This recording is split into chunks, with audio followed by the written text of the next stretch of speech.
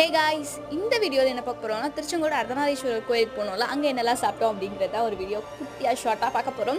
So வாங்க வீடியோக்குள்ள போகலாம். ஃபஸ்ட்டு வந்துட்டு பார்த்திங்கன்னா, அடிக்கிற வெயிலுக்கு ஒரு இளநீ குடிச்சா சூப்பராக இருக்கும் அப்படின்னு சொல்லி தோணுச்சு. மதியானம் 1 மணி வெயிலில் நம்ம நடந்து போனோம்னு வச்சுக்கோங்களேன், அப்படியே தலை சுற்றி கீழே விழுந்துருவோம், அவ்வளோ வெயில். ஸோ அப்படி இருக்கையில் இளநீ சில்லுன்னு குடித்தா நல்லா இருக்கும் இல்லையா?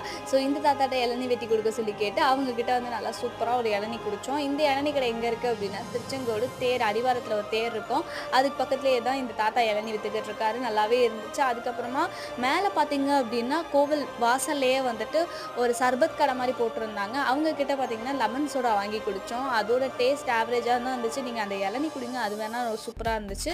இது வந்து பார்த்தீங்க அப்படின்னா அவ்வளோவா ஒர்த் இல்லை அப்படின்னு சொல்லிட்டே சொல்லலாம். அடுத்தது வந்து வீட்டிலேருந்து சாப்பாடு கொஞ்சம் எடுத்துகிட்டு இருந்தோம், அது சாப்பிட்டோம், அவ்வளோதான். அதுக்கப்புறம் வீட்டுக்கு போய் தான் சாப்பிட்டோம். ஸோ நீங்கள் வந்து அர்த்தநாரீஸ்வரர் கோயிலுக்கு போகும்போது தென் அந்த வெயிலில் படியெல்லாம் ஏறும்போது என்னெல்லாம் சாப்பிட்டீங்க மறக்காமல் கமெண்ட்டில் சொல்லுங்கள்.